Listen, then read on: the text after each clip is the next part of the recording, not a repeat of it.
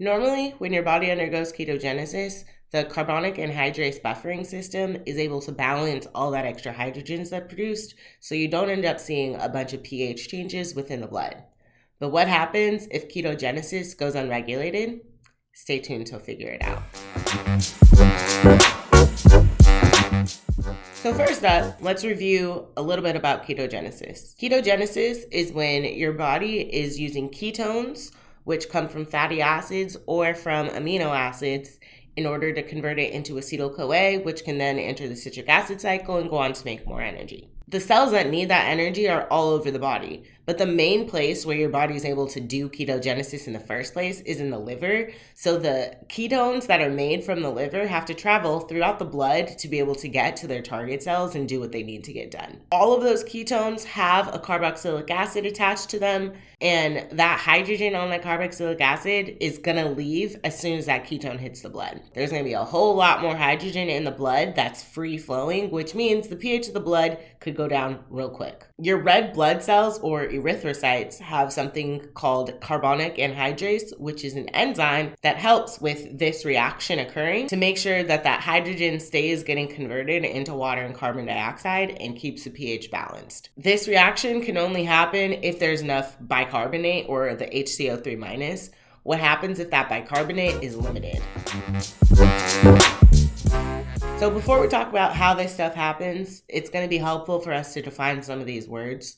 The first word that we need to define is acidosis. Acidosis is acid and osis. Osis meaning like a process or making something happen, and acid being acid. So in this case, this is some kind of process that's making a lot of acid show up. This acidosis is leading to hydrogen being present in the blood, which is called acidemia, or when you have acid plus emia, the emia meaning blood, so you've got acid in your blood, now you've got acidemia. But that acidemia could come from a lot of different kinds of acidosis.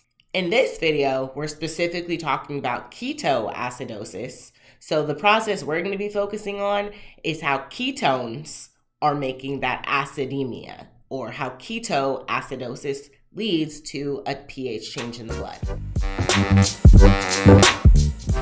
So there's four major ways in which ketoacidosis can occur.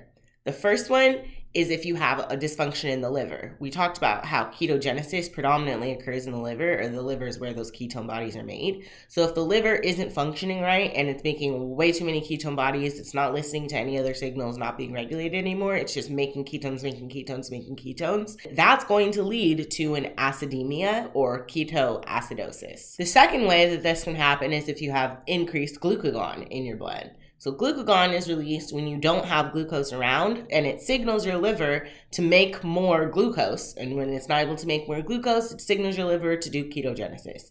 So if you have increased glucagon, if that's because you have a tumor that's creating glucagon in the first place, or you have some other reason that the glucagon is increased in your body, that's going to lead to ketoacidosis. And the hormone that acts opposite of glucagon is called insulin. And so if you have decreased insulin, that's also going to lead to ketoacidosis. Insulin tells each of your cells, like, hey, we've got the glucose. It's time for the glucose to come into your cell. And if that insulin isn't around, your cells are going to be like, where's the glucose? Where's the glucose? Glucose, where are you? Even though the glucose is already in the blood, because it doesn't have that hormone to tell the receptors to send it into the cell. So if you have a decreased insulin, that's also going to lead to ketoacidosis. And the fourth one is also related to insulin, but it's not a decreased presence of insulin. It's an increased resistance to insulin. So it's like knocking really lightly versus pounding on the door. If you're knocking really lightly, your cells might ignore that insulin signal. And so that's more of a resistance to it. Whereas it's now going to need a pounding on the door for the cells to be like, oh, okay, I guess we should let some glucose in. So if you have increased resistance to the insulin, whether that's because of some natural process or because of some disease, that's also going to lead to ketogenesis, which is going to lead to more ketoacidosis.